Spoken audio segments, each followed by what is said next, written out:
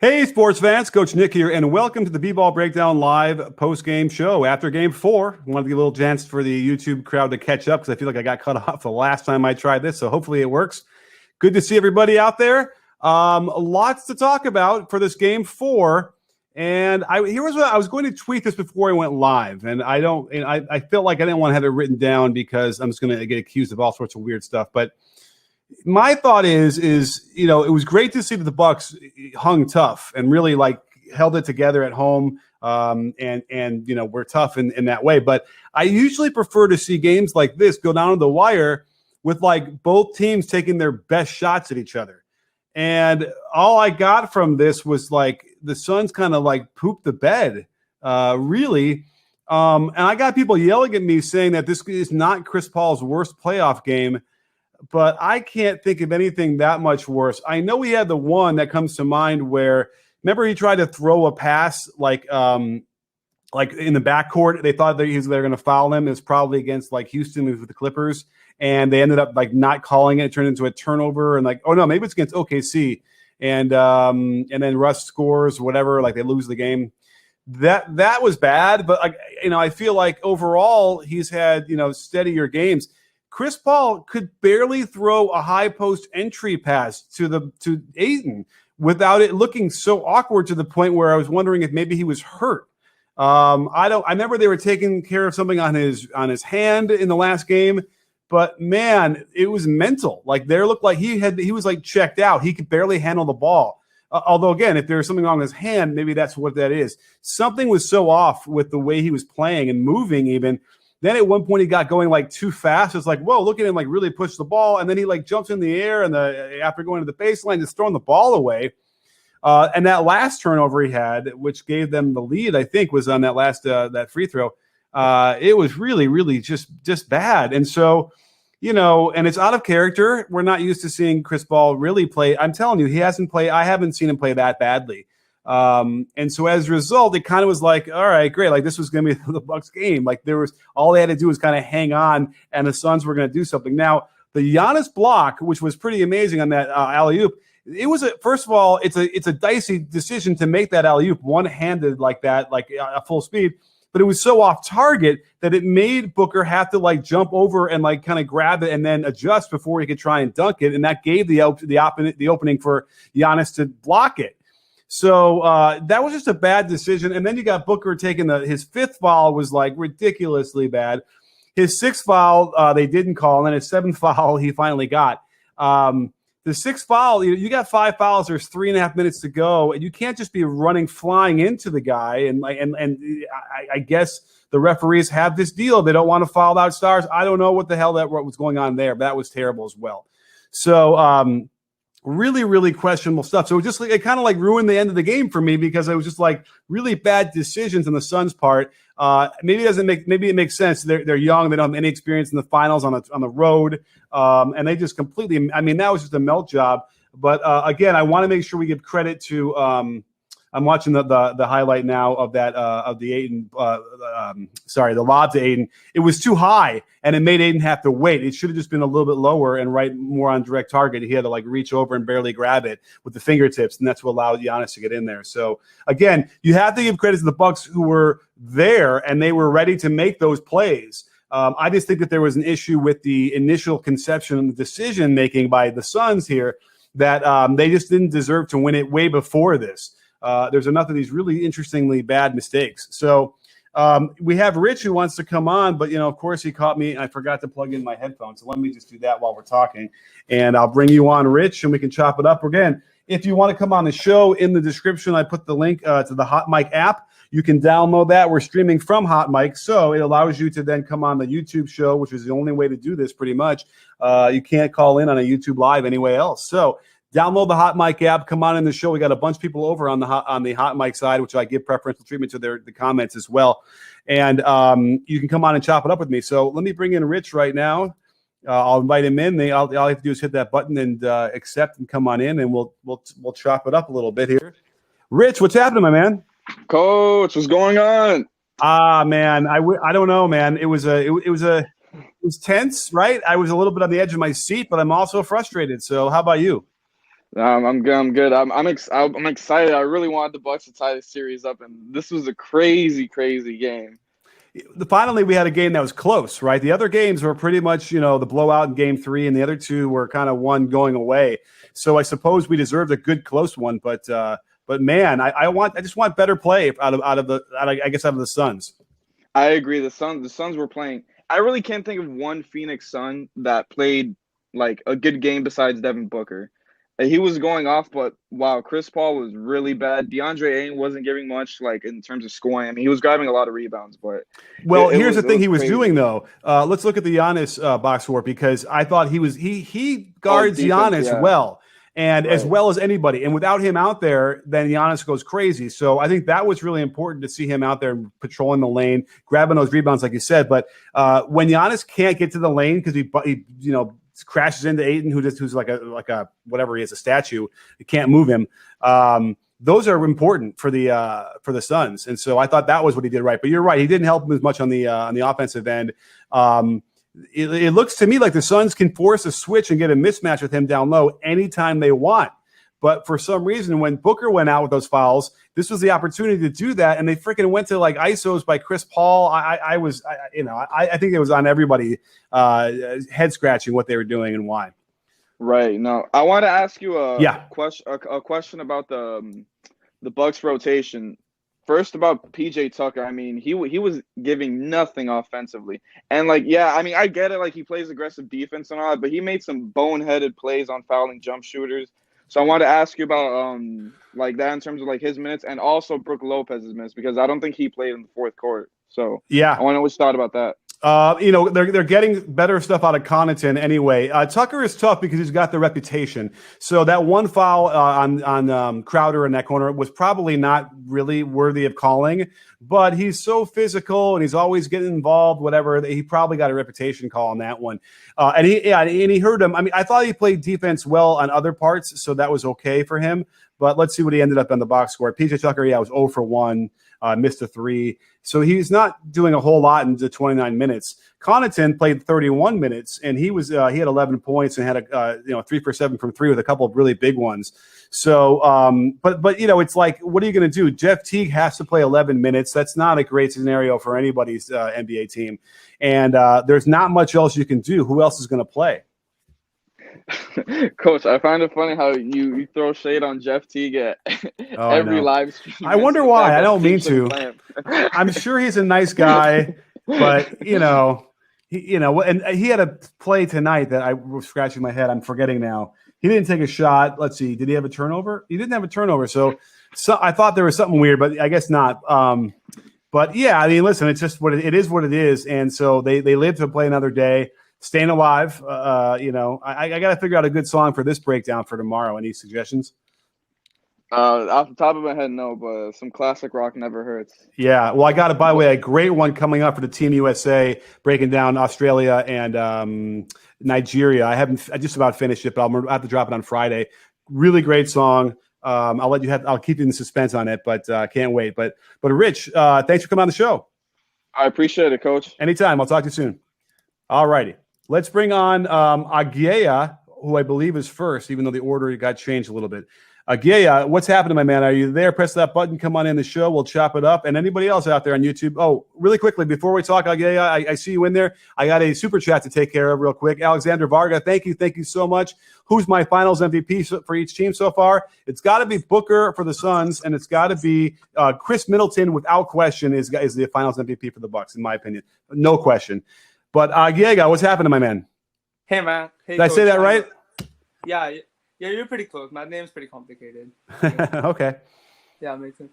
So, I wanted to ask you about the thing, Team USA. What do you think? Because, Team USA is usually dominant in the Olympics, yet they lost 2 games in the exhibition. Yeah. Well, they threw them together. They don't have a lot of time to practice, and it's their defense. They're going up against a team like the Australia, who is running a clinic with Prince and offense. So stay tuned on Friday. I have that video almost done And I show you just how well they're running that offense in a way that you better be like a conditioned team that's been playing together and on point to be able to defend that well. And offensively, they're doing 5 out. They can hit shots, and every once in a while they get these nice, drive, kick, wide open threes, but it's not consistent. And so the question for me is, do they have enough time to somehow get a mind meld? Are they going to get coached well enough to, in a short amount of time to improve their defense? They're going to have, I would say, at least another game in their pool that's going to be really rough against maybe France. And then when they get into the medal rounds, they're going to have at least 1, probably 2 more games that are be really tough. So I think it's 50-50 whether they win the gold. Oh, makes sense. Also, I think how the last 2 years have gone on because of the pandemic has also played up rough on them, because none of these players have rested that well before actually going to the Olympics. And I don't even think the Brooklyn Nets have a chance next year due to Kevin Durant playing for the Olympics, and he keeps getting injured in the season as well. Yeah, that's interesting. I would imagine that they're going to give him a month off to start the season after the Olympics, so that'll help a lot. I have a feeling they're going to let Harden and Kyrie play and let him just really take it easy. They better, but that's a great point because And by the way, they're down Beal now, who just tested for positive for COVID. And if that dude didn't get a vaccination, then I don't know what, man, because they're in a right situation to get infected, playing in Vegas and all these different things. That said, who knows? Maybe he got the Delta variant, which people are getting it despite having a COVID shot. So they're behind the 8 ball again now until this series is over, which is not going to be over anytime soon. And my biggest question then is does it matter if they get Holiday, Booker, and Middleton? Does that get them better? It will, and we're going to see less minutes from the other guys who they brought up, from the taxi squad. So they'll be better, but I'm still thinking there's going to be some issues, and they're going to have some tough games. Okay, yeah. Another question: do you think the Team USA would have been better off picking mostly college players this year, because the NBA players have not rested at all? They're pretty worn out. Yeah, no, these teams are too good. The college guys will get beaten.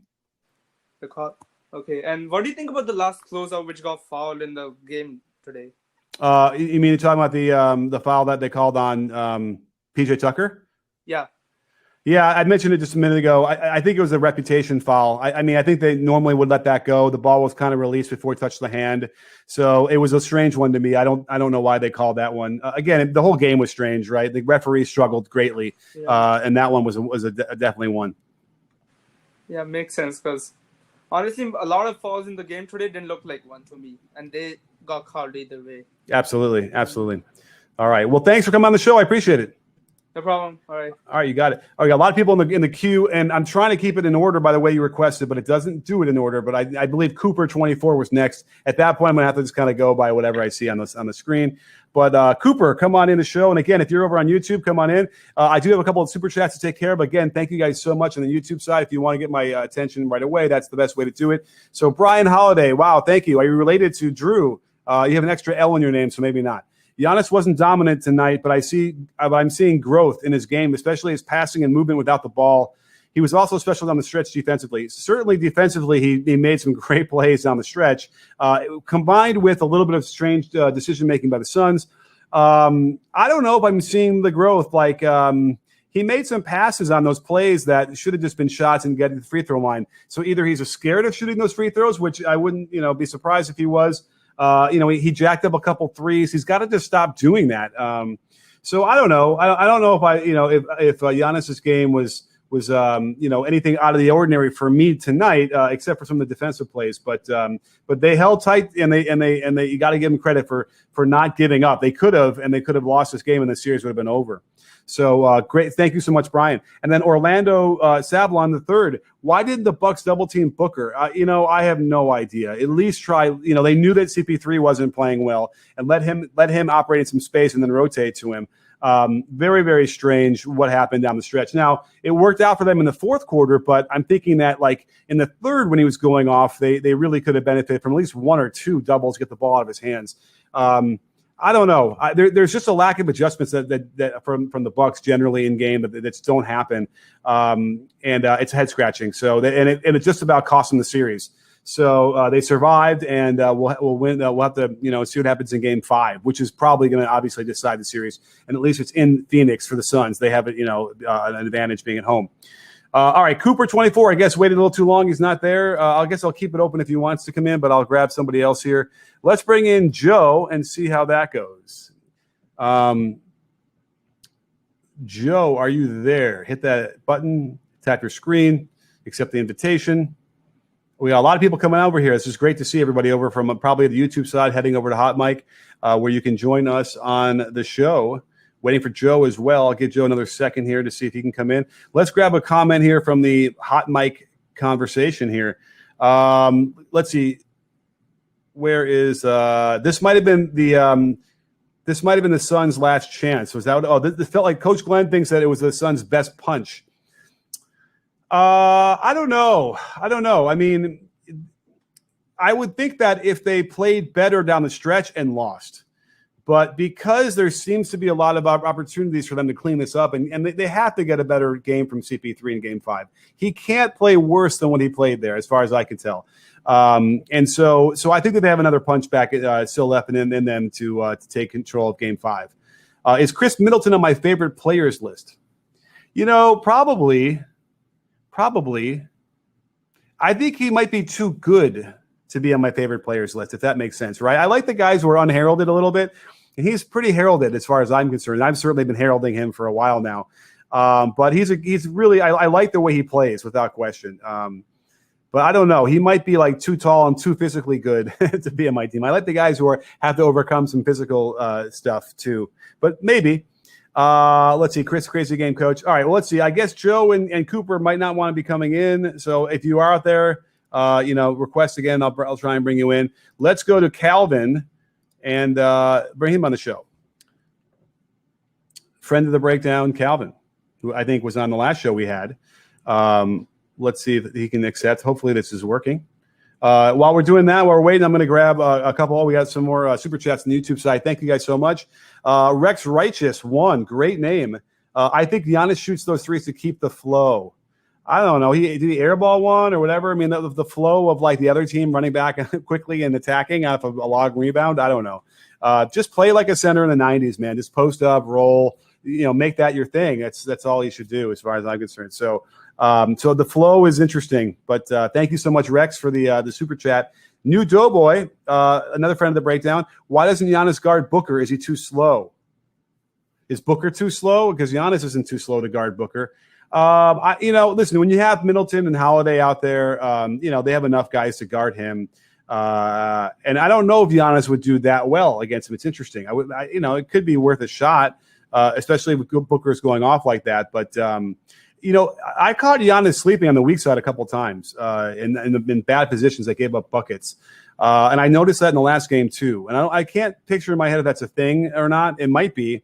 But he's got to clean that up too. They gave up. There were too many things in transition at times that were really troubling. Calvin, are you not there? I guess, did you not see my invitation to join the show? Because that's weird. That's 3 guys in a row. But if not, then I'll go to the next guy. Oh, my goodness. We got another couple of super chats. So let me take care of those first. Thank you, Neeson Nadu. Thank you. From New Zealand. Do you think the Giannis Middleton pick and roll should be used more often? It seems like no one has found an answer to stop it. Love the channel. Thank you so much, Neeson. You know what? Now I got to check to see what those were. I feel like there were a lot of those were Giannis and Middleton pick and rolls anyway down the stretch when Middleton was scoring and really hitting those clutch shots, right? Those were all Giannis ball screens, I think. So, yeah, I think they're running it enough. It feels. I don't think they need more of those. I don't know. I'll have to go and share it, but certainly it's their best pick and roll pairing, so they better be running it more than anything else. Hitmon Chan, thank you. Why wouldn't Jeremy Lin be way more useful than Jeff Teague? Why did the Bucks sign Bryant and Toupane late in the season? Lin was available. I didn't get a chance to see how he played in the G League, but did he play well? Did anybody see him? I meant to check it out and I didn't. So I suppose if they looked at it and they saw it and it just wasn't enough there for them to try and pick him up. But Jeremy Lin at his best would be better than Teague, probably. I would think so. Yeah, I don't know. Something's up with Jeremy Lin that no one wants to give another chance. It's very strange. And I feel like he probably deserves one more shot at least. So, all right, well, let's go to the next group of people here. Arbor, has been waiting. Let's bring Arbor in the show and see how that goes, if he can come on in. Where are you, Arbor? Are you guys giving up after a minute or two? Because I'm ready for you. Just got to wait a couple minutes. I'll get to you. Okay. That's so strange. I hope this is not hot mic screwing up. Let's see here. Let's try Jiri and see how that goes.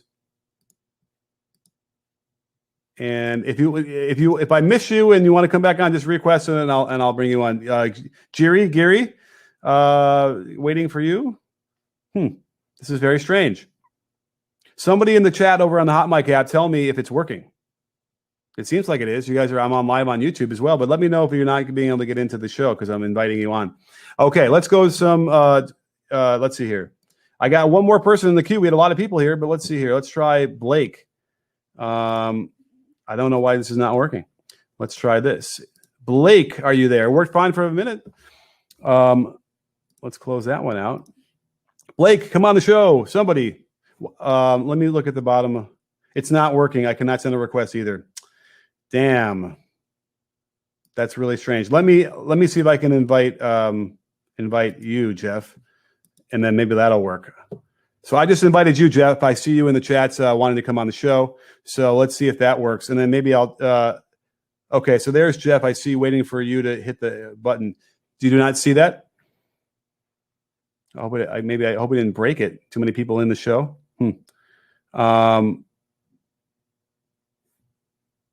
Okay. It wouldn't let me. It's not working. Gosh darn it all to say. Okay, well, that's okay. I can handle this, I guess, on my own. I've done it for years before, but that's really unfortunate. I'm just going to send a quick message to see if I can do that. What happened to just joining? It seems broken. Okay, and that didn't work either. Send. Okay. All right. Well, let's go to. I guess we can do the comment stuff. I guess in Hot Mic. That's so weird. I'm sorry. I'm already I'm so flabbergasted here. Okay. Any thoughts on the Bucks defense from Pablo? It was pretty bad, I think, at the beginning.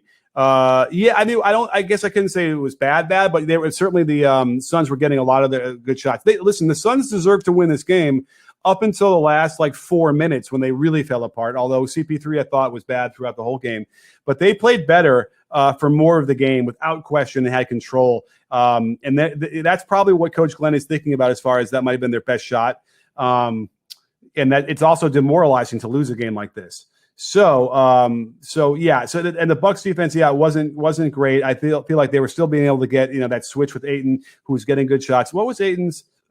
Let me see here. Ayton ended up, 3 for 9. Interesting. So he really wasn't, 17 boards, but 3 for 9. He did disappear. So at some point, especially when the Booker thing, the fouls came into play, their offense completely fell apart, the Suns. That is true. So there was a stretch there where their offense fell apart too, and it was frustrating. So Booker saves them in the third quarter with a lot of really tough shots. But, the other thing is I get my notes out and talk about that. In the video I discussed what they needed to do to get Booker better shots so he could shoot better. And they run, and I showed it in the video, they run a couple of plays where they have him start at the left block and come around some pin downs near the elbow. Lo and behold, they started running that a lot, and that was what he was getting a lot of those shots off, certainly in the first half. So someone's either watching the videos or they're certainly watching the same stuff that I'm watching, which is, what they do best. So I'm glad that they remembered those plays. But then they went away from them again. So this is the trials and travails of a young team without experience in the finals on the road in a hostile environment, learning how to kind of do these things. So the real question is can Monty regroup and get them to learn and then play better the next time? It's an interesting question. I would imagine they're going to play better than they did, down the stretch, and that will help. So some more super chats. Thank you guys so much. This is great tonight. Akin Adekoya, thank you. Is CP3 getting old? He couldn't even dribble tonight. He might have gotten hurt. There was something wrong with his hand in the last game. They were held a towel up and they were treating him. So he might have a bad hand, and that could explain some stuff where he just seemed off. He made some shots actually, but he didn't shoot that well, right? What was he? Chris Paul was 5 for 13, so not a lot, but enough that we're well, maybe it's not an injury, but I would like to think that there was something wrong, maybe externally, that might have caused him to play that badly, because it really was a problem. Let's see here. And it could very well be Chris Paul getting worn out. They're picking him up in the full court and pressing him the whole time, and he's got to turn his back a lot. So he's doing the real old school. Like, you're not going to see too many guards turn their back and kind of dribble backwards with a defender up on them like that anymore. That's how we were all taught to do it. But now we want to play open and square to the basket and then be able to blow by the guy. And that's how I think a preferable way to do it. Then, he got close to stepping back court a couple of times. So that's a sign that he's old, because that was how he was trained from way back in the day. But there must be. I would like to think there's something else involved, because of the guy who's that good. It's rare to see a guy that good play that bad. Neeson, thank you so much again. What are your thoughts on the recent Kawhi news? Do you think it will influence his free agency decision? I don't think it will influence. I'm pretty sure he's just going to re-sign with the Clippers anyway. It was weird though, because they never, as far as I could tell, announced what was wrong with his knee. They said he had a knee injury or whatever, but not a tear. So to all of a sudden be like, oh, you got a tear, you got surgery, whatever, is weird. I worry that this is the last we've seen of Kawhi being healthy, and he'll just continue to break down over and over again. So it's a real fear, and I hope it's not the case. But that would be a real risk for any other team who wants to sign him. And I don't know how worth it would be to have to max him, knowing that you might not get full Kawhi when he comes back, and you won't get full Kawhi in games. So it's a brutal injury to have gotten non-contact, just trying to kind of explode off that right foot and then tear his ACL. Mutant Experience, thank you so much. Should the Bucks be concerned with Holiday's offense? Yes, he was also not good. Not great, Bob. Drew Holiday was 4 for 20 and missed some, that tip in that he tried on the way down. It was, he's all out of sorts without question. That was one of those reasons why it really felt like they were going to lose the game. They weren't going to get enough from him, and they just about didn't. Chris Middleton comes through. Now Chris Middleton wasn't amazing. He shot 45% from the field. But 33 shots is crazy. Like, if you're wondering who the number one guy is in their offense, it's Chris Middleton. It's not Giannis. Giannis does not play that role. He can get the 40 points playing a secondary role in their offense. It's Chris Middleton, and so for him to be able to get to down and dirty mid-range pull-ups off of pick and rolls, huge shots, 43 minutes. He was playing some defense. He probably grabbed some boards. He had 6 rebounds and 4 assists as well. So he was really the man.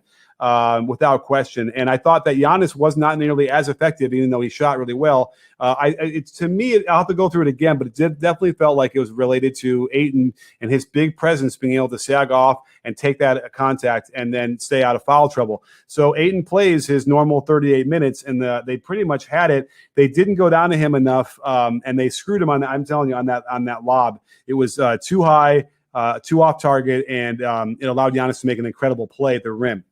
So let's see here. So I guess we're not going to be able to have any more people come in. Real bummer. Anyway, let's see here. Bucks should get Giannis closer to the rim for sure by Arbor. Sun shot 7 for 29. Is that from 3? Is a comment. I have 7 for 23 from 3. So 30%. And then the Bucks shot 7 for 29 from 3. And that's, neither team shot well from there. So that was not what it was going to come down to. Offensive rebounds, Bucks had 17 and the Suns had 5. So I would imagine the second chance points as well. If they got 17 offensive rebounds, they probably had at least 5. So we'll see. Calvin's all of a sudden, some requests are coming through again. Let's see if that'll work. Let me see if I can bring Calvin in. This is kind of like the Bucks, sticking with it, and even though it looks like it's not working and broken. Yes, Calvin, it works. Thank you. Wow. Everybody else re-request and come back on, but glad to hear your voice. What's happening? Good. The first thing I want to talk about was some of those terrible calls down the stretch, like the Booker foul on Holiday. It clearly was a foul. First of all, I don't know why he would go for that. Like, when he's got 5 fouls, he was the only guy who could make a shot. Like, Chris Paul was. You said this was probably Chris Paul's worst playoff game of his career. I mean, I don't know. Maybe it's hyperbole, but and people, the weird, I had some weird guy tweeted at me like angry about it. But it can't be. He couldn't have had a worse game, right? Like might be other clunkers he's had in his career, but it couldn't have been worse, especially in a situation where they needed him. This is like the series. So and and what Booker did was crazy. First of all, the Booker's fourth foul was crazy too. Wait, his fourth foul was crazy. Wait, or was it the fifth foul was crazy? The sixth foul was insane. They didn't call it, and then he got the other one. So it was just a mind. Their mind fell out of their heads, I guess. And then that one, like the game was probably over, but what was it, like a 5-point game with like 11 seconds? Giannis didn't even go all the way out of bounds when he was taking the ball out of bounds. Oh, I got to tell you, that it was bad. The referees cannot let that go. Yeah. Okay, that was they were pressing, they were up there, they wanted to trap him. Because by the way, what they wanted to do was trap Middleton, make him throw it to Giannis, and then foul him, right? Like that was clear. And so these refs were really, I don't know if this was their first. I mean, obviously, one of the guys, I'll tell you his name in a second, clearly is not his first. He's been around for a long time. But there might have been a couple of guys who were younger who maybe one of their, their rookies or whatever as refs go. It was bad, and they need a better performance in Game 5. Like it's when like they're trapping in a backcourt and they're obviously not trying to foul right there, but they blow the whistle. Like I didn't see a foul on Cam Johnson on that play. No, not at all. I mean, he kind of put his hands like on his waist like a little bit, but it was not like that was definitely not what you would do to like have the foul when you're taking the foul. Yeah. And I don't know. I honestly, the referee didn't look like he even had registered what was going on, and they started kind of yelling at him. Very, very strange. Yeah. Like the game was probably over, but you never know. Like they get that. First of all, they wouldn't have even had to trap since Giannis didn't go out of bounds. Wait, what was the score at that point? I think they were down by 4. The Suns, I mean, right. So it was tough, but you still got to give them a chance. They could hit a 3, they get fouled, anything could happen. I mean, Booker does that off-foot runner that would have cut it to 2 quickly. That was. Listen, he made some incredible shots that were easier than that. So it's not like it was the worst shot, but just it was frustrating. This was not the Suns taking their best shot down the stretch. Yeah, and I agree with what you're saying. I know a lot of people get upset with this. It's sort of about the Chris Middleton as like the first option, and Giannis is like the secondary, just because of how their play style is. Like I feel like you can also say the same thing for like the Clippers with Paul George and Kawhi Leonard. Like I feel like their offense looks better with Paul George running their offense. Interesting. Personally. Yeah. I mean, that's interesting because they kind of exchange roles a lot of the time, and it's, there's a number one, whereas at least for me, the Bucks, it's clear that Chris Middleton is the number one option in their half-court offense. It's like, and I don't, maybe Giannis wouldn't even argue with that, I mean, and thank God they have him, because if they didn't, they would not be, here right now. And like, I know people get upset with that. Like it doesn't necessarily mean that Chris Middleton is better than Giannis, but he's a better half court player, and it's pretty obvious. Like I know a lot of people think that Shaq's better than Kobe Bryant. I don't think he is. I think Kobe is like the second or third best player ever, but obviously Kobe is still a better half court player down the stretch than Shaq. That's no disrespect on Shaq, obviously. I mean, okay. I mean, you got the free throw issue. You got his ability to space the floor and shoot from farther out and dribbling. And I can see that. Now, it's funny. On my show earlier today on the Green Room, we talked about Kobe being the top 10. I don't think he's in the top 10. Because here's the thing: you could argue that he's not the best shooting guard the Lakers have ever had. So they're like, maybe they were saying he's top 5. He's not top 5. He might be in the top 10, but I don't think so. I got to see that list again. But please don't get me in trouble with all the Kobe fans tonight. I don't want to handle that either. But nonetheless. But listen, Calvin, I got a lot of people coming in the show, so I got to get off. But thank you for coming on. Yeah. All right. I'll talk to you later. You can see you later. All right, let's go. I'm going to go in order again. Let's bring Jeff in here and see how that works.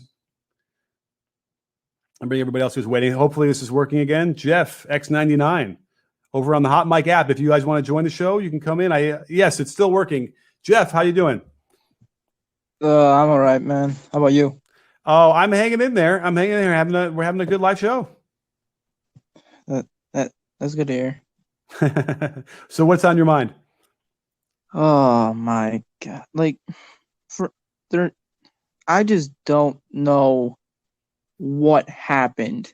Like, you would think that them beating the Clippers in Game 6 was like their like real stepping stone of like their ability to handle pressure on the road and be like, because remember, like there was a time where the Clippers cut it to 5, and then the Suns held in, and I thought going into the finals that was gonna help them big time, and this game it almost did, but then those passes happened, like the one Giannis tip, which why would you throw it to Giannis's man of all that's the first thing. Yeah. I mean, listen, he's rolling to Ayton. They've gotten that, but that was just a one-handed, like flying in the air, attempt at a lob. That was just too risky at that point. And by the way, it would have been amazing if he threw it properly, because then it would have been a dunk, and it would have been like, I think that would have, I don't know if it ended the game, but it would have been big. So yeah. By the way, it's not that surprising. This is still a really young team. They don't have any experience in the finals, and so it is a different thing. The finals is different than the Western Conference Finals, without question. So, but I hear you. That was a stepping stone, but this is the next stepping stone. You have to hope for the Suns' perspective that Monty Williams can take this and get them over the hump. But if you're a Suns fan, you should be worried that this will be a demoralizer that they won't come back from. Yeah, it would definitely be a blow. But I wasn't talking about the lob. I was talking about the inbounds where Ayton was on the wing, and they tried to give it to Ayton, and Giannis just came from the back and just smacked the pass away from Ayton. Oh, right. Okay. Yes, that one too. Yeah. I you know what? I can't picture that one now, but okay. I for some reason. Wait, was that at the end of the game? No, it was either late third, early mid. Okay. Okay. Yeah. All right. Yeah. I mean, listen, a lot of head scratching stuff. So crazy. Yeah. Also, one more thing. Yeah. Do you think that the Suns could do what the Clippers did with like the team rebound aspect? Like when the Clippers went small, they knew they couldn't handle Ayton individually, so they had everybody crash the glass. And I feel like for the Suns, if you're not gonna like run super fast, have everybody crash the glass so Lopez and Giannis and Tucker aren't just killing you on the offensive rebounds. Absolutely. I mean, they got, it's not like, so how many they get? They got the Bucks got 17. So it's not like they have to give up 0 offensive rebounds, but they need to get that 17 down to like 12, right? 11, 12, they probably win the game. So it's not like you have to have all hands on deck every single time, whatever, because you obviously do want to run. But you do got to shore it up enough where they can't get over that 14, 15 mark. And so, yeah, they're going to have to go to work on that and get, Booker back in there. I mean, watch, Booker grabbed 10 rebounds, right? Let's see. Booker grabbed, 1 rebound. So, and it was an offensive rebound. So, like, Booker is going to have to kind of mix it up in there and get some more. Bridges had 4 defensive rebounds. He's going to need to get, a couple more. And then that probably does it. I think that would give them enough of the margin where they can win. Yeah. Well, I'm just hoping Game 5 goes better and swings in the Suns' way. Yeah, we'll see. But it'll be good. It'll be a fun one. So, thanks, Jeff. Yep. All right. I got some super chats. Thank you guys so much. Let's get back where we left off here. Oscar Carapia. It was weird to see Giannis come out 9 minutes left in the first quarter, and he's been doing that. Like fatigue related, has a superstar ever set out that early? They did it with Dirk. Dirk, that was his regular rotation, but maybe not even in the finals when he played in 2010. But like more recently, toward the end of his career, they were doing that. Not at the 9 minute mark, but like at the 7 minute. Something's weird. Like he gets so hyped up and he's breathing, whatever. He just needs to sit down for a minute and like catch his breath. That might be what it is. Like not that he's fatigued, although maybe the knee is hurting him. It's tiring him out. But it's he might just get too hyped up, and he needs to just kind of like do a couple breathing exercises, get some yoga pose in there, and then get back out there. That's the only thing I can explain. It is interesting, though. Only one Beach Elm. Thank you so much. Why did they go to Teague instead of Forbes? It feels like Budenholzer just throws rotations at the wall. Teague defense can't be that much better. I agree, and then you get more shooting from Forbes. He didn't play at all. That was weird. Why didn't Bryn Forbes goes from playing his 12, 15 minutes to 0? Very strange. I don't know why. I mean, he basically made a 5-man rotation, 7-man rotation with Jeff Teague being the 8th guy. That's it. I guess he just wanted to completely shorten the rotation again. It was a must-win game, but I don't know. I would have tried to find another 5 or 8 minutes for Forbes and get some shooting in there. That wouldn't have killed you, I don't think. But yeah, interesting. Interesting how that happens. Killer Cam, thank you so much. I'm curious to see what you think about Cam Johnson's game. Love Cam Johnson. I feel like he's a coach's favorite type of player with his impact on off-ball moves. Love Cam Johnson to the nth degree. He was the X factor, and he would have been the guy that deserved the game ball if they won the game. Now let's just see if his box score actually matches my feelings. Cam Johnson, 28 minutes, 10 points. It's funny. He was a -9, although everyone was negative ultimately in that plus minus. Amazing. Even though they controlled the game and had the lead for most. That's really fascinating. Plus minus doesn't always give you a good sense of what that means. But I love Cam Johnson. I think I did a video on him. But if I not, I'm going to do one on his college stuff. My mind is completely mush. But definitely love him. So, all right. Let's see here. We got my Varun Rizboot, best friend of the breakdown. Thank you so much for the very, very generous super chats out there. No comment, but thank you for being out there. You're always out there for me, and I love it. Mace, another friend of the breakdown. Do you think the home court is going to be the key to the winner of the series? Yeah, I think so. I think we're learning now, coming out of COVID, that the real teams that without fans, or with fans, we can see who can really perform and who can't. And it's been a bigger effect that we saw now. Like the Heat are a good example. They couldn't quite handle the fans coming back and being on the road. Okay, we got a long list of people want to come back on, and I know this list is in this order is crazy. Let's bring on Eli, because I know he was been waiting for a while. A recurring guest, and his phone works. We actually get to have him with video because he's got a Droid, and they left the Droid programming work for video. So what's happening, Eli? How you doing, Coach? Good to see you. Good. Looking good. There's a little bit of an echo again. Let me just. Well, okay, now we're good. We're good.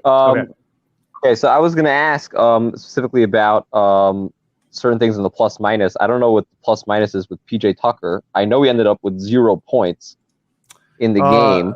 Yeah, Chris Tucker's plus minus. PJ Tucker's plus minus was -3. Okay, so I'm just wondering if it's really worth having him out there just for defense when he's really putting up 0 on the offensive end. Well, the question then becomes who plays instead. Connaughton played 32 minutes, basically, right? He's not going to play anymore.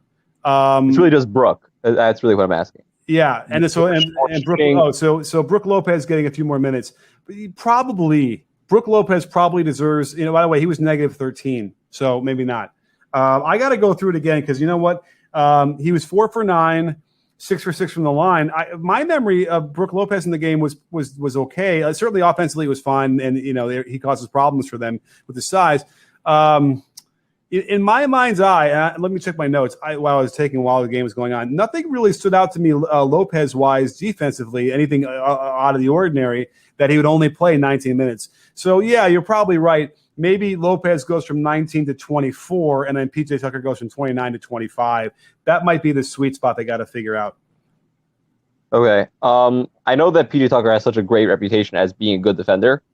Do you know, is there a stat that you like? Because I happen to think that there aren't that great stats on the defensive end. They suck. Is there a stat? No, they all suck. Box steals, they don't really tell you much. Is there a stat that you like that you look at? Maybe these stars that they're taking, possessions worth the stop or something like that? I haven't really seen a defensive stat that I think is worth anything. And I know that a lot of the analytics guys get mad at me for saying that because it's in the long run, in the macro sense, you'll get it. It'll be accurate. But it's the best defenders have to guard the best offensive players every night. And so often they'll play great defense and they get scored on. It's not just a little bit. It's enough where it's like it's going to skew the numbers and make a good defender look like he's not.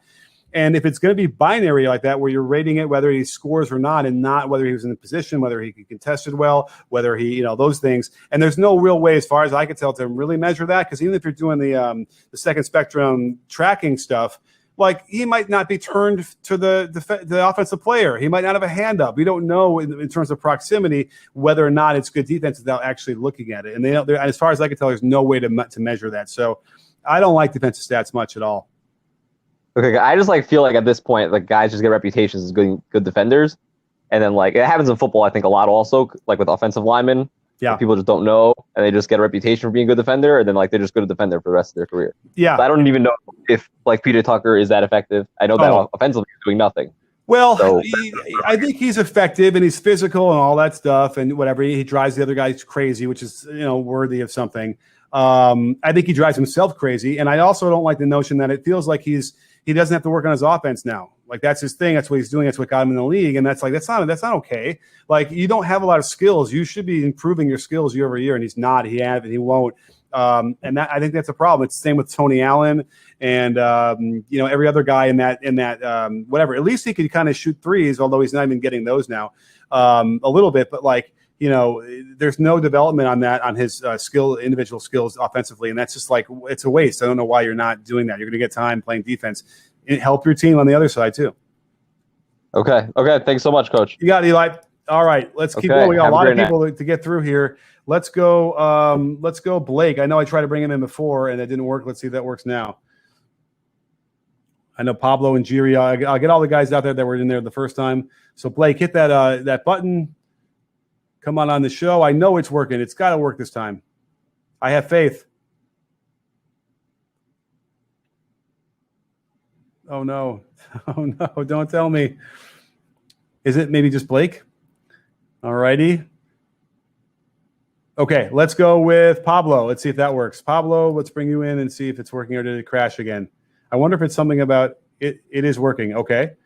Pablo, I'm inviting you in. Come on in. Hit that button.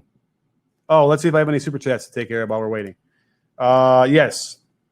Chrono 454. Thank you. I was impressed. Okay, hang on, Pablo, for 1 second. I was impressed with Bucks' transition defense. How can teams break up fast breaks? Is it just great athleticism? Well, certainly it's athleticism, but it's also heart and energy. It also has to be visual recognition. Too many times you see guys getting back, and they're back in time. They don't pick up guys. They don't pick up the right men. They think, oh, that's my man way back there. When in fact, no, you got to pick up the guy closest to you as you're getting back. And Giannis got caught in at least one of them, and they also got caught with where they got a wide open three on Crowder, because I think it was Giannis. I got to go back again in my mind's eye and think, but they totally screwed that up, and you cannot have those kind of mistakes in the finals. So it wasn't perfect when it should be in that sense. You should at least get the guys picked up properly in transition. But that really is a lot about talking and seeing the floor and really being keeping your head up and knowing where the ball is and where the men are to kind of pick them up. It does require some IQ. Pablo, how's it going, my man? Are you there? Uh-oh. I see that you're there, but I don't hear you. Are you muted or something? No. Oh, here you are. Can you hear me now? I hear you now. Okay. Hi, Coach. How are you? I'm good. How are you doing, Pablo? Good. Before asking, I just want to let you know that I've been a fan of your breakdown since around 10 years ago. I remember when you used to do some special episodes called Heat Breakdown, where you were breaking the Miami Heat when LeBron came first to Miami. So I do appreciate everything you've done for us, and yeah, keep up the great work. Thank you for being in the conversation. That's a long time. You're making me feel a little old, but also very, very thankful. Yeah. So I wanted to ask. So it seems that the Suns didn't shoot that well from three. Do you think that is it because the Bucks played good defense, or maybe it's because the Suns' offense was not generating threes? Gosh, that's a great question. When Jay Crowder shoots threes, he doesn't really jump. He kind of hangs in the air. He took 9 of them, which is almost half of their total, and only hit 3. So it's like I'm always a little bit surprised when he makes them, and he gets on a roll sometimes because the rhythm is so weird for me watching him shoot. Other than him, you take away the 3 for 9, everyone else shot what's it? That would be 4 for 14. That's still not great either. In my mind's eye right now, without looking through all the threes, I feel like they got a number of good shots. And again, we know this because the Bucks, that's their defense. They're going to help a one pass away and off of the shooters to try and stop penetration more than not. And so I think it was one of those things where they just missed some that they could have made. They probably should have been better. I bet you if they had that computer model, instead of 7 for 23, they probably thought they should have been 9 or 10 for 23. And then all of a sudden, then they win the game. But I don't think the Bucks did much differently on their defensive end. No. Yeah, because I don't think I saw many open threes from the Suns, although I may be wrong. But because most of the game that I saw was mostly mid range. Right. Yeah, I don't know. I could picture a couple of the Crowder ones being open that he missed. But I think overall, I don't know if it was any different than what they normally do. Okay. Also, do you notice that Giannis sometimes get bailed out by silly fouls? Because I noticed that there was some silly fouls being called to play who were clearly vertical guarding Giannis, but it seems that Giannis just saw those fouls and he managed to get them. Yeah, I mean, every superstar is going to get a lot of those calls too. So nothing really jumped out at me too much tonight, except for the fact that the refs really just struggled overall. They really just seemed to have a problem. But with Giannis, yeah, I mean, listen, his game's a bit predictable. That spin move he does can get jumped a lot of the times. And so as a result, like the defense can get in positions to guard him, but just you have to accept that he's going to get his share of those calls, even if they're perfectly vertical, and they pull the chair or whatever. You're going to see that. Giannis, he just still has a lot of work to do. He's got a lot more polish he needs to add to his game to continue to improve, which is crazy to say considering the guy averages 30 points a game and shoots 65% or whatever. But there is room for improvement. Yeah, I don't think at this point he will ever improve some of his fundamentals, although I may be wrong. Yeah, I would hope so, but you're probably right. Guys get to their 7th, 8th year and they're pretty locked in. And again, does he have incentive? They've got to the finals. He's scoring all these points. He's shooting so well. He probably doesn't think he needs to do much, whatever. But I would think that he can improve his handle. He certainly can improve his shooting, which I imagine he's going to work on. And his post move, everything can get better with him, and that's what's so scary about him because he's already so good. Okay, can I ask one last question? Sure. So, for the Olympics, which one is the team that is going to give the most trouble for the U.S.? Oh, it's a great question. I was looking at it a little bit. I haven't studied all the teams yet, but I know France is going to give them a problem. The teams that have a lot of NBA players, Spain should give them a problem, but they might not have restocked since the golden years. Australia will definitely give them probably maybe the biggest problems they have. I would think. Other than that, I can't picture anybody else. Anybody else on your radar that you think they would give them a good game?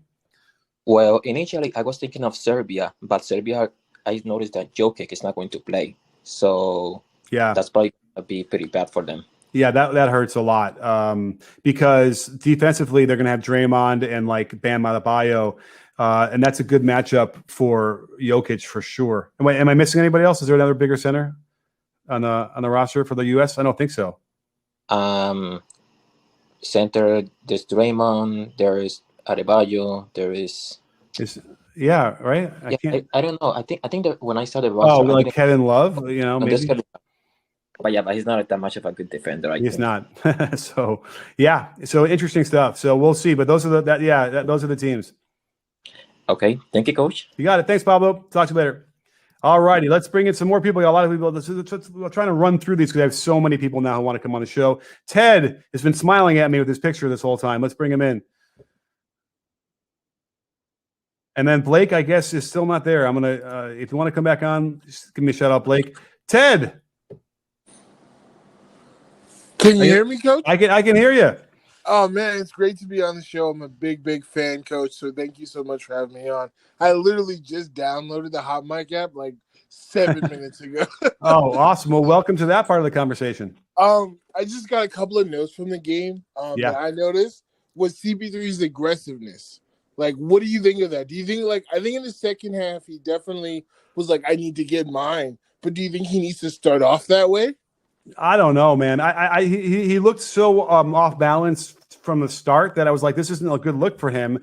And he should have been going down to Ayton. Like, they should have let Ayton get some post-ups and see how that went. Or at the very least, run and pick and roll to get that switch and then let him attack down low and just keep going there. I didn't like at all how Chris Paul ran the offense at all tonight. I think he was I don't know if it was overwhelmed by the moment or what, or does he have an injury or something, but all the aggressiveness was misplaced, I felt. As a Warriors fan, I don't want to say it was great to see CP3, clamp up in the moment, but I was like, there he goes again. But I also think like DeAndre Ayton's hands, his hands just weren't there tonight. Any thoughts on that? Well, do you have any example of like what you felt like that were like what you got stripped or something like that? I can't. There was just a couple of lobs in the post, I guess, in the first and second quarters, even in the third quarter, where they threw it down to him, and it was just a whole lot of traffic, and he couldn't come up with a ball. Yeah, it's funny because maybe whatever was plaguing Chris Paul was like a team-wide thing. They all kind of got gripped by this, pressure in the moment thing, and then everything was a little bit off. So yeah, I recognize that as well. There was just something about, they were a split second behind. Now, I showed in my last video how there was no fewer than 7 possessions where the Bucks like turned the ball over and then somehow turned it into dunks and threes. It was amazing. And I wouldn't have said anything if it was like 2 or 3, but it was 7. And you know what? They started doing it again tonight, where I wrote they did it 3 times in the first half, and then I don't remember by notice many in the second half. But like they had a turnover on a roll pass to Giannis that literally was like it was in their hands. It was right there. It was right. And like Lopez gets a dunk. Then there's another pass from Middleton on a baseline drive to Tucker, the terrible spacing, and it was a steal. The guy had all he had to do was like just put it in his hands. It was right there. And it went right back to Middleton for an open 3 he hits. And then Giannis shoots a freaking air ball. Portis misses the point-blank putback, and then it still ends up as a Giannis dunk. I was like, what is going on You're just grabbing the air. You're just like, what is happening here? Yeah, it was like the basketball gods were like, no, we're going to make sure that these Bucks get some plays. So anyway. Another note I have, though. I don't mean to cut you off. No, go ahead. But it's Giannis' soft hands. I'm not saying he can't catch, but I'm not sure if it's the injury or not. But a lot of these point blank things he has at the rim, it's either he's laying it up or the dunk is really soft. So I'm not sure if that's either helping him or hindering, the Bucks offense. But a lot of it, I've never seen Giannis get blocked at the rim so many times. Like they were swarming him, and I wasn't sure if that was him just being more like conscious of his knee, or that's just. You know what I mean? Like, that's just kind of the attrition of, in a 7-game series. Yeah, I mean, I think that the Suns did a great job to swarm him, and that's what's going to happen. He's not he's an awesome finisher, right? Like, by percentage. But a lot of times when you get ganged up like that requires a little bit more finesse and a little bit more footwork that he doesn't probably have. But, probably more credit for the Suns just being tough and being in there and stripping and trying and pressuring him than anything else. But yeah, I remember the one who's kind of under the basket, and then you had Ayton verticality, and he couldn't get it in.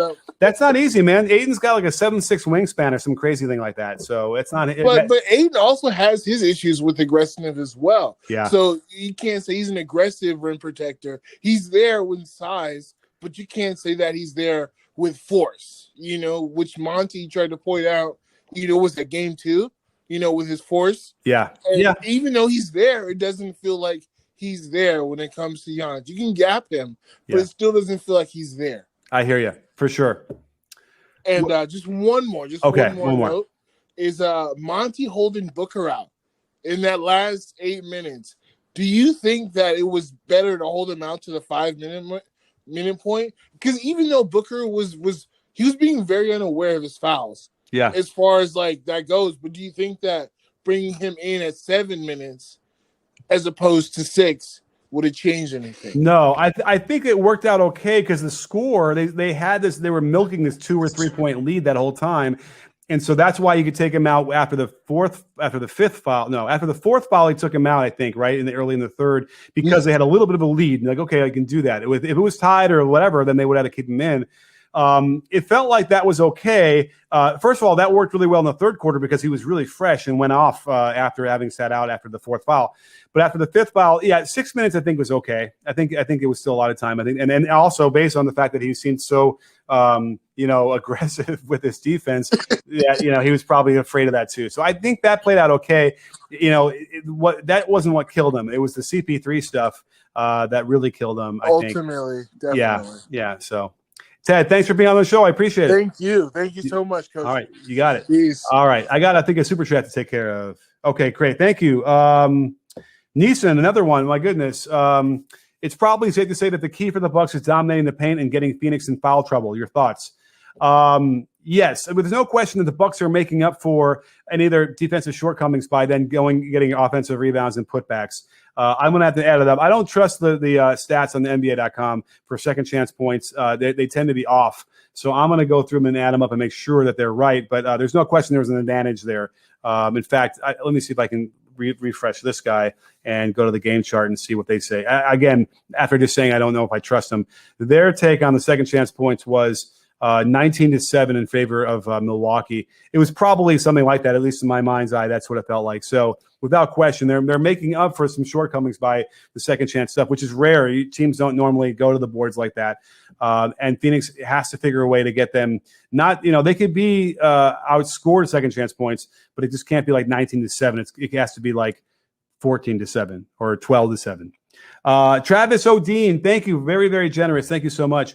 What does a modern NBA star look like? Doc Rivers brought this up with a Clippers coach, saying he didn't know what it meant as the NBA three ball became a growing trend. A modern day star look like? Well, it looks like Luka, right? It looks like Kevin Durant. I think that's what we're talking about. Guys who shoot the ball off the three, shoot the three off the dribble. Excuse me. I like what Luka can do when he starts to post up too and he throws passes. That to me is kind of like the all-star guy who controls so much of the action and gets so much of the usage rate. That's the new thing, right? Back in the day, Michael Jordan's usage rate was much lower than the Hardens and those things that you see now. So. Yeah, I think that's what it looks like. High usage rate, control of a lot of the game from both ball handling, passing, and shooting standpoint. And defense is, not optional, but it's not as focused as it used to be. Okay, we got so many people who want to come in here. I'm going to try and get through everybody, but we're already an hour in, and I'm getting to the point where I got to eat something. All right, let's go with Jiri, because I know we were waiting for Jiri from before. And then let me know if I pronounce it even close to right. I'm going with Jiri, like maybe a Jerry, but Jiri, Giri. Hit that button. Come on in. Let's chop it up for a minute. What do you say? Waiting for you. Okay, let's see here. If he comes on in, anything else I got to take care of here? Connaughton was a plus 21. Is that really right? Oh, here we are. Jiri, are you there? Can you hear me? Yes. Am I saying your name even close to right? It's Giri, actually. Oh, Giri. Excuse me. Well, hello. Welcome to the show. Yeah, thank you so much for having me. I've been a huge fan of your breakdowns. I've been watching it for the past 3 years. Oh. And I started playing basketball, only started from 3 years ago when I joined college. Mm-hmm. And after seeing your videos, I was so invested in basketball. I started to watch your old videos, the Memphis OKC breakdowns, your Heat breakdowns. Wow. And I became a huge fan of your show and everything. I wanted to get on the show for a long time, and today I got the opportunity. I'm in India right now, and it's early in the morning, so somehow I was able to do it. I got a two-part question for you. CP3's bread and butter is the pick and roll, right? So what the Bucks defense did was take out Brook Lopez and put this ultra switchy defense. So, do you think that's where the whole NBA is trending instead of in sense of ultra switchy defenses? And how effective is that? And what does CP3 do to combat that ultra switchy defense? Okay, that's the first. All right, so that's the first question. All right, so this was make sure I got it right. So you're talking about CP3 running a pick and roll, and they're switching that, and that's an adjustment they're making. Is that what you're asking? No, I'm saying what can CP3 do to combat that adjustment? Because CP3 is not a heavy isolation player. Yeah. His bread and butter is the pick and roll and manipulating the defense. Yeah. So what can he do? What I would like to see him do more of is just go to Ayton and let Ayton take care of the mismatch he has down low versus CP3 trying to attack what he thinks is a mismatch. Normally, CP3 is awesome at that, though, right? He'll get a big guy on him, and he'll do that. He'll do step-back threes. He'll get him in the mid-range. So I don't know what's going on with him, but if it's not working and it wasn't working tonight, then he's got to just avoid that, get the ball moving, and let's go down to the bigger mismatch they have down low, which had been working really, really well for them until tonight. But that seems still a better idea than what they were doing with tonight with CP3 being so aggressive. I think that was a mistake. Actually, yeah. I mean, CP3 taking a contested mid-range shot compared to the 8 and getting it in the block and trying to get a foul or something. I guess that's good offense, better offense. Yeah, for sure. The second question I want to ask about is I've been a James Harden fan, so I watched Houston Rockets like for the past 3 years, and their defense is similar, like ultra switchy, the small ball lineup and stuff. It's always ultra switchy. Do you think these ultra switchy defenses makes the players kind of lazy? They don't want to fight around the screens. And does it make them lazy, or does it help the team improving the defense by keeping the ball in the perimeter? Well, I mean, if you do switching properly, then there is a lot of energy you need to expend to make sure they don't slip the screens and get backdoor for layups. So you really shouldn't see the notion of being like lazy, like you get a complete break. I think it's probably the best way to guard. If you had 5 guys that all were like, between 6'6" and 6'8", whatever, that can switch everything, that's great. That really does a lot to stop the offense. So I don't think it's lazy. We hear the announcers who are of a certain era, a little older than me, who complain about it. And there are times when you didn't have to switch, and they do. And so that is the key. And I think that in order to keep it simple, right, like they just say, well, just keep switching it so we don't have to ever get screwed up. And that might be the way that might be the answer, which is why you'll see the easy switches. But I do feel like, yes, there needs to be a little bit more of a mix where when you don't need to switch and the screen isn't really close, just stick with your guy and don't give him a mismatch yet. You know what I mean? I think that's the way to go. But for the most part, switching does really work. It really makes the pick and roll a lot harder to run because you're not getting a lot of advantage off of it.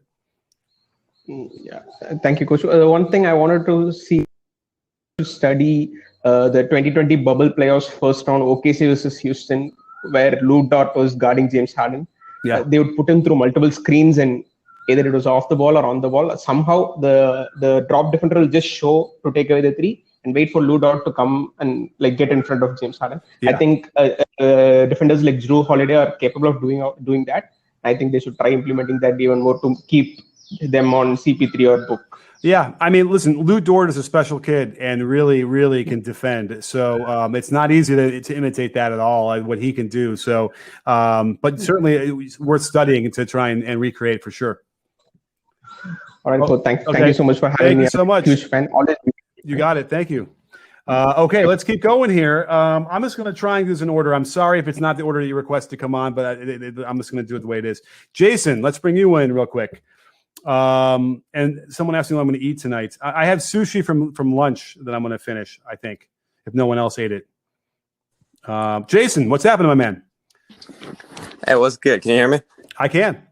Awesome. I really just have one main question. It's like a takeaway I've had from watching this series so far. And it's next year, do you think that the mid-range game will become the new norm and teams will really start to say, you know what, this is the most efficient way to get points? And you see 0 for 27 from the Rockets a few years ago, and you see teams I don't want to say the Clippers, but some of these teams in the playoffs relying on the 3 so much, and then they lose because they're just so reliant on the 3. But the mid-range game, it's just more efficient. So yeah, talk to me about that. Right. Well, the math guys will argue and say it's not more efficient, but if you're getting a run off the line and if they're getting a walled off from the rim, what do you have left? Well, you're going to have to take some of those. I have a video prepped. I didn't finish it, but I'm going to do it when the season's over, which shows you how many clutch mid-range shots were hit in this playoffs. It's a lot of them. And what it shows you is, yes, that is what you need to be able to have in your arsenal. And if you're not practicing that in a game during the regular season, how are you supposed to make it in the crunch time of a playoff game? So I would anticipate, yes, some sort of pushback, because again, the 3-point frequency had been going up and up and up year over year, and at some point it's going to have to stop, right? You can't continue going way past 50%. So what's left? That's the mid-range stuff. So I would anticipate at some point it's going to level off here, and then maybe go down a little bit down as far as the three-point frequency, and that should indicate a rise in the mid-range. And the only question now is, will it be a conscious decision and an effort by coach to say we need to get some of those shots? That'll take a little while, but I think we'll start to see some more. Okay. Yeah, I just really quick, I want to say, like, the math guys, I'm sure they're correct, but in the playoffs, it's a different ballgame. It's more, more pressure on you, and the 3-point shot is it looks like the mid range is easier to get by with the pressure.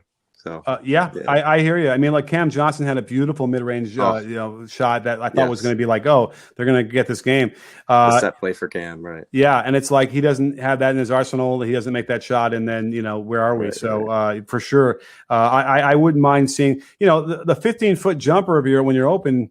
That should be a good shot. And at some point they looked at this in a macro sense and realized, oh, the percentage is too low. You take a 3, but with the right players shooting it, it is still worth it for sure. Right. All right. Thank you. Yeah, Jason. Thanks. All righty. Let's bring in somebody who hasn't been on the show. Let's see here. Maestro J. Let's bring you in. See, I wonder if I can get through. There's so many people waiting to come on. It's like it's crazy.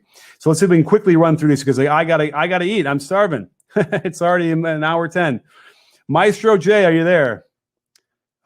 This might be a way to get through some more people. If he doesn't come on, then let's see here. All righty, let's go to Alfonso. All right, let's do that. Alfonso, are you there? Is it still working? I wonder if it's working. If it's not working, then maybe that'll get me through some more people. But I see a lot of you guys waiting in line to come on in. So, do we have a crap out again with the app? I'm going to try another guy who I see who's got a camera working. Let's try this. Let's try Bolaji. And I have no idea if I pronounced that name right, but I see he's got a droid as well, I guess, that he can come on with video. Let's see if that works. Here he comes, maybe. Yes. Hey, what's happening? Hey, what's up, Coach? Just want to say I'm a wave to the crowd. They can all see you on YouTube. Oh, they can all see me? Yeah. Oh, okay. Just want to say I'm a big fan. I've been watching your channel since you had like 30,000 viewers like years and years ago. Wow. Huge fan. Love what you do. So just want to say keep doing it. Thanks so much. So I just wanted to hop on here and just ask really one question. I watched the game. It was a really good game. But what do you think about Jrue Holiday? He's like during the regular season, he's a really efficient player, really good player. But it just seems like the last couple of games, his game has kind of, just taken a step back. Like today, he shot 20%. Just kind of, what do you think about that? And what do you think they need to do to kind of, get him going? Because if they can get just a little bit of extra productivity from him, I think it makes the series that much easier. So I just want to get your thoughts on that. Well, my problem with game 2, for instance, was when he was trying to do way too much, and that was not a good look for him at all. Game 3, I thought was better when he played more within himself and more in the flow, when he was setting guys up better. But tonight, it was something in the air, and whatever was infecting CP3 infected Jrue Holiday too. Yeah. He seemed just off. You know what I mean? Yeah. So I would think that that's not going to last. This whole weird mental thing that took over enough people tonight, and Booker too, in certain stretches. I like to think that won't happen again in Game 5. But clearly, there is a pressure that's on these players, and the crowd is not helping. Playing in the bubble for a lot of the season and last year, maybe they're not used to it, right? All of a sudden, and so they have to get used to it again. And maybe this is it. The first 4 games, their feet are wet and they're going to do it. But there's no question that Jrue Holiday is not playing well. A lot of it looks mental to me, and they certainly do need him to get back on track. I think the mistake is to tell him, be more aggressive, look for your shot more. That got him into a weird mindset for Game 2, I want to say, or Game 3, whichever game that was. And that's not the way to do it. Inefficient there too. Yeah. So but there's no question they need him. They need him if they're going to win the series. Absolutely. All right. Thanks, Coach. I appreciate you. Thank you so much. Thanks for coming on. All right. That's great. So we got a few more to go through here. Let's see here. Let's do Taylor, 15W. See if this still works with people who don't have an Android. What's up, Taylor? Hey, what's up, Coach? How are you doing? I'm good. What's happening? Not too much. I just got one quick little point here. I felt really, really bad in the third quarter for Pat Connaughton because there were like five different possessions where Devin Booker just took the ball down on him, and he's playing fantastic defense. Fantastic defense with a hand right up in his face, and Devin Booker just hits these crazy mid-range shots right in his face. Like, what do you do? What do you do in that sort of situation as a defender? Yeah, that long two that was like a 3, and they made it a 2 because he was foot on the line. I remember thinking, like, you better just give him a pat on the butt and be like, awesome defense, man. Like, that's you got to keep encouraging that as much as you can because that was you're right. He was terrific, and they really headhunt him from everybody. And I'm not even sure it's warranted because the shots they end up getting against him aren't great. Because he is good defensively.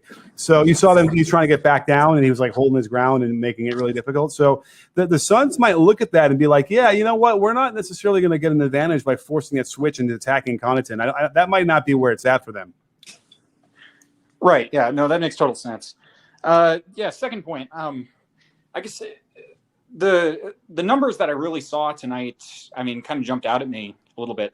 Is that Chris Middleton took 33 shots. Jrue Holiday obviously took 20. We already touched on the 4 for 20.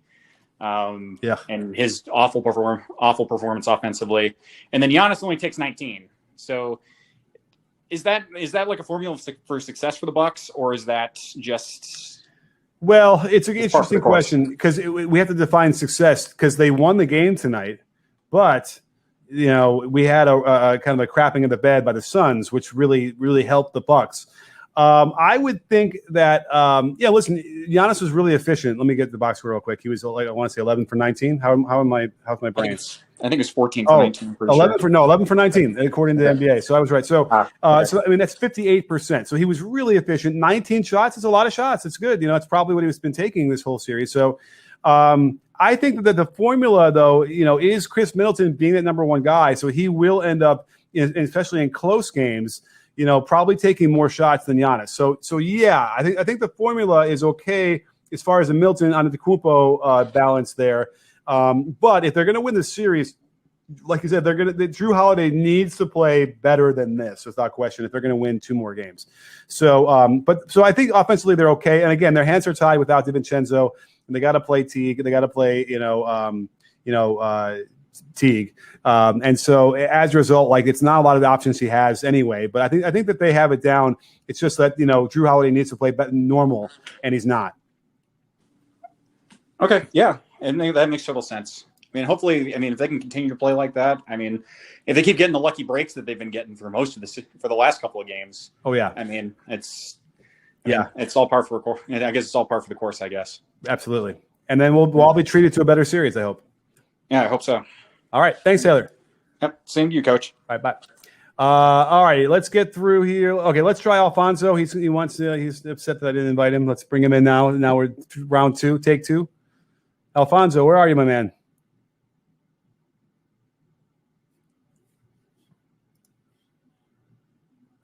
Let's see here. I want to get to everybody, but man, maybe Alfonso, maybe the app doesn't like you. I don't know. Let's try Michael. Let's see. Michael, what's happening, my man? How's it going, Coach? Can you hear me all right? I can. Awesome. Well, I've been watching your channel for I think like 6-7 years now. Been a big fan. Love these post-game shows. I had just 2 quick things for you. One, I thought you'd really appreciate there was a great possession that Jay Crowder had, I think in the first half, where he closed out to a shooter and then X'd out, decided to get the first pass as well, and then the Bucks guy threw it out of bounds. Yeah. And I just had to rewind that, and just the Suns have so many possessions where, and the Bucks do too, where you just watch it and you could just teach how NBA defenses rotate, and it's fun to watch. I really, although I will say this, enjoyed it. I didn't post it when I should have. I caught a Connaughton 3 when Booker does the BS choppy steps hand high closeout, And it's like you got a challenge in the air if you want that to miss. And so, but you're right. Without question, both these teams, and the Suns in particular, with their X-outs and their rotations, are really on point for almost all the game, making it really hard for the Bucks to score. So it's been a really good clinic for sure. It's been a treat. And the question I had for you is, so today, I think as someone touched on earlier, the Bucks only played Brook Lopez 19 minutes. They went to a more switching pick and roll defense. Now, me as a, high school basketball player and, former high school basketball player and watcher of the channel, the only thing that I can think of is like, okay, so if they're going to switch everything, what are they giving up? What's the disadvantage? Okay, it's probably size with Ayton inside.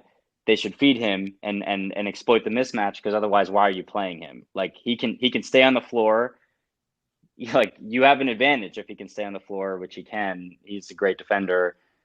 I was surprised that they didn't target him more inside.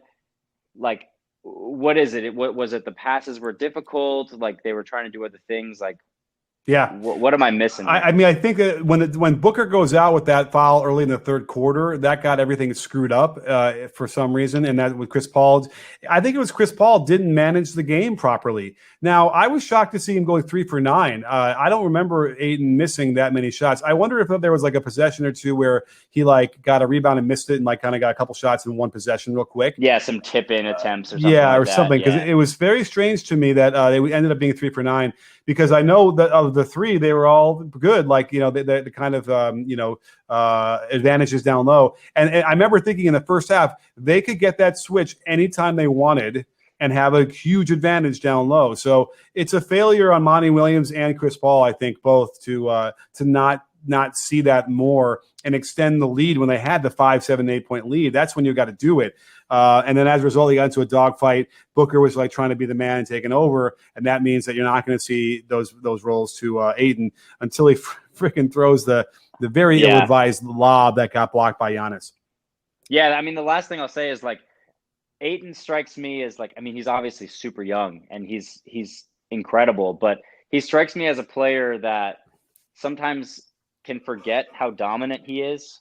And so it's like, I would love to see the Suns.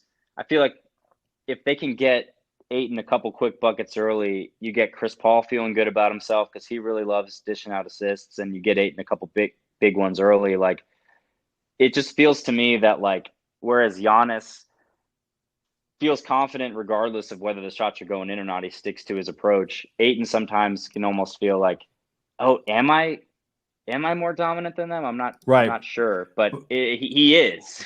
Right. Well, let's not forget, to be dominant in his position, you have to have somebody feed you the ball. Yeah. And so that's the problem. He can be as dominant as he wants to. If they don't throw him the ball, then he's not dominant. Yeah, because I didn't think he failed today. He did great. He did great. He just didn't get any opportunities as much as he could have. Yeah. Anyways, appreciate it, Coach. Awesome. Thanks, Michael. Great job. All right. Thanks. Appreciate it. All righty. Let's see if we can get through the last couple people here who haven't come on the show yet. So we got, let's see. Let's try Damon. Damon. I'm assuming it's Damon. Damon. Damon. Damon, are you there? It's got to be Damon. That's how you spell Damon. Damon. Okay, we'll give you another couple seconds to see if you want to hit that button and come on the show, or otherwise we'll keep going here. I think only one Beecham. I think you already came on before, right? Or did you come on as a super chat? Is that where I saw your name? Yes. Okay. So let's bring you on then. Sorry, Damon. I guess maybe we got too long in the tooth for you. Let's do only one Beecham, who's now going to appear as a super chatter and on the show, which is very exciting. I don't think I've ever had that before. Maybe. Forgive me if I've forgotten, but this seems like a special opportunity here. So let's see. I always like to see the guys from the YouTube side come on over to the Hot Mic app. So what's happening? Only one. Hey, what's up, Coach? Can you hear me? I can. Hey, Coach. Long time subscriber, man. As a young coach in the game, like I said, it's definitely great to hear your perspective. To learn from you, so people that don't think you're real, you and me had an actual debate on Twitter 7-8 months ago. You actually put me on the Brian McCormick's book, what I read about a month ago. So you really giving out knowledge is all love. I appreciate it. All right, thank you so much. That makes me feel great. You already kind of answered my one point with the super chat. I don't understand why Bryn Forbes is not utilized more in Milwaukee's offense when they seem to struggle so much to get good shots. It just seems like he's probably the only other shooter on the team that can actually come off pin downs, come off handoffs, can get a shot off in so many different ways. It's like they just don't play him. Yeah. Enough. I don't get it. Well, I mean, I get it that he gets his 10, 12 minutes, whatever, but to go from that to 0, that doesn't make any sense to me. I know he wanted to shorten the rotation. They were so scared of losing this game, but give him Teague's minutes. You're right. I really I don't understand. I mean, not that he's great defensively or anything like that, but neither is Teague, and he gives you that spacing that you desperately need. And he's been. Let's see. I wonder. Let me see what he's shooting in the finals so far. But it might not be amazing, but I know he's hit some shots. So yeah, it's been something Budenholzer has done with him the whole playoffs. So you saw it in the Brooklyn Nets series where it was he was just completely taken out of the lineup just randomly. And it was just he's a shooter. You got to continue to give him confidence. Yes. You can't play with a shooter's minutes like that. Either you're gonna let him get his rhythm or you're not. Right. So and he's shooting 33% in the games in the 3 games he's played from 3, which is not it's better than under 30. It's definitely viable, and they need him. And he spaces the floor. I mean, that's the other point is they have to guard him. They have to be out there and be a step and a half closer to him. So it's really strange that they didn't do that. They didn't play. Definitely. My last 2 questions. How much do you think DiVincenzo changes the series, being another athletic body on the wing who could theoretically knock down some more shots? He is as important as anybody, honestly. Uh-oh. Do we lose you? Well, I don't know what happened. Anyway, well, you're back. Okay. I don't know what happened. Anyway. So DiVincenzo is huge because everything else gets changed, the rotations, and they really needed him as a starter first of all. And they're so shorthanded. I feel bad for Bud. I don't know. He doesn't have a lot of moves to do. The Forbes thing is one he can do, but there's not much else he has in the margins to play anybody else anyway. Definitely. Then my last question is just funny poke holes at. How much would this hurt CP3's legacy to blow this 2-0 lead? Oh, don't even say. Oh no, it would be horrible. He would never live it down. Don't even bring that up. I don't wish that on anybody. That would be horrible, though. You know what I'm saying? So, I really do love CP3. I really would love to see him win a title. But as a Steph Curry fan, it's really karma. I don't know. It's just weird. I really would love if CP3 win one, but it's just yeah, I don't want. If he blows it. Yeah, especially the way he blew it tonight. If he continues to do that, that would be terrible. But yeah, it might happen. It could happen. We'll see. All right, have a great night. Thanks. All right, let's bring in E-Man, another guy who's got an Android. All right, you're gonna get to see man behind the plan. What's happening? Hit that button, and here he is. What's up, man? E-Man, how's it going? It's okay. How are you, Coach Nick? Good. Welcome. Yeah, well, I just got a quick question. So everybody knew the officiating was pretty suspect tonight. So I was wondering, is there any chance you're going to bring on Ronnie Nunn to kind of talk about what the hell happened tonight? I might. Let's see. We have a break until Saturday, right? Until the next game. So maybe I'll do it the next day because tomorrow I'm so busy. I got to do a quick one on just the game. But maybe for Friday I can do one with Ronnie because you're right. There was a lot of head scratching calls. It'll be a challenge for me to figure out which ones we should talk about because there's going to be a lot. So well, let me know in the comments over on YouTube side and wherever if you want me to do that video because I'm sure I can grab Ronnie and do some if that's enough people want to do it for sure. Yeah, if it's possible, that'd be great. That was all. Just a quick question. Your show is awesome. Keep up the good work. Appreciate the X's and O's. You have a good night, man. Thank you. I appreciate it. All right. Let's see if we can get through the last few here. See, Agega, I think I already had on, right? So let's do, and Damon, I think I tried to bring him. Let's see, E-Man, we already talked to. Oh, there he went, disappeared. Let's bring in Ching.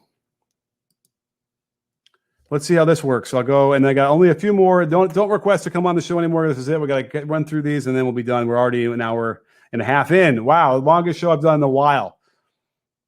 Let's see if Ching comes on. Maybe he's not there anymore. He might have was waiting for a little while. Sorry about that. Okay. Let's see here. All right, well, I guess. Oh, here he is. Ching. Oh, are you there? I see that you're there, but I don't hear you. Are you there? Are you muted? Oh, and then he disappeared. Okay. Let's try one more time. Let's see here. Let's try. Did Justin already come on? Let's see here. Let's try Samuel real quick. Oh, no, there's Ching. Are you there, Ching? But I can't hear you. I guess maybe something's up with the phone. I don't know. Sorry. Oh, wait. I hear you now, maybe. Nope. I heard a click. I thought maybe that was you.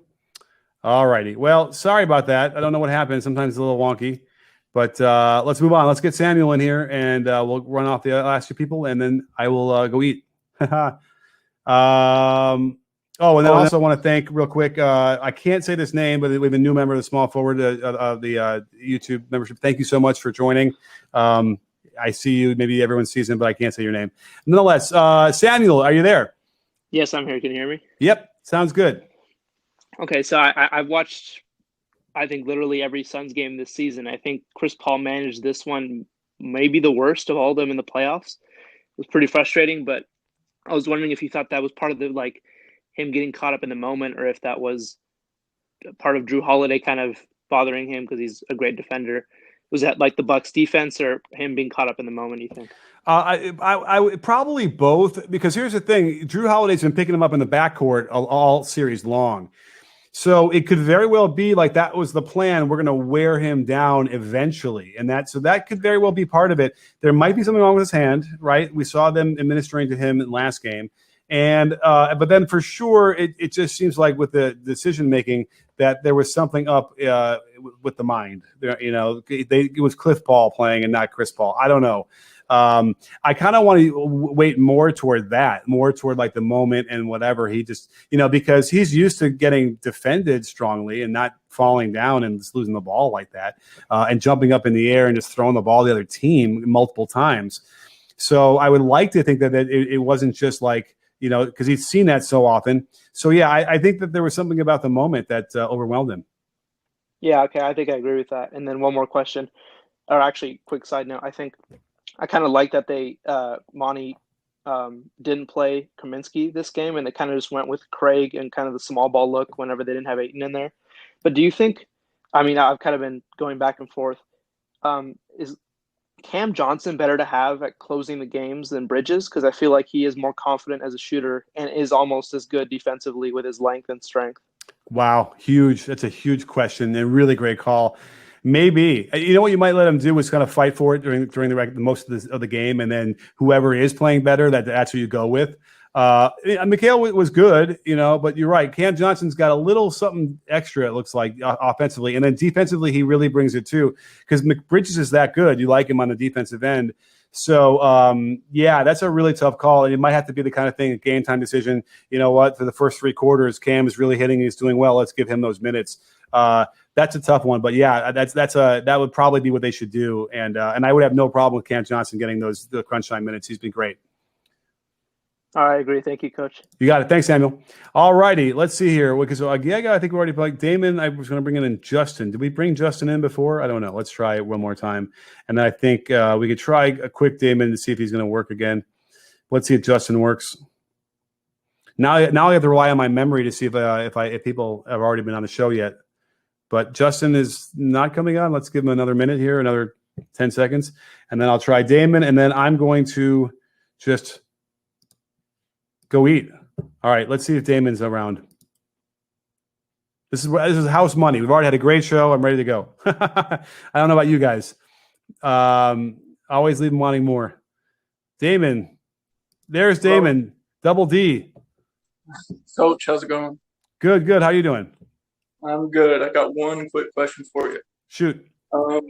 So Drew Holiday, I understand the importance of him initiating offense, but I feel a lot more confident when he's initiating from down low versus at the perimeter. Wait, who were we talking about? Drew? Yes. Okay.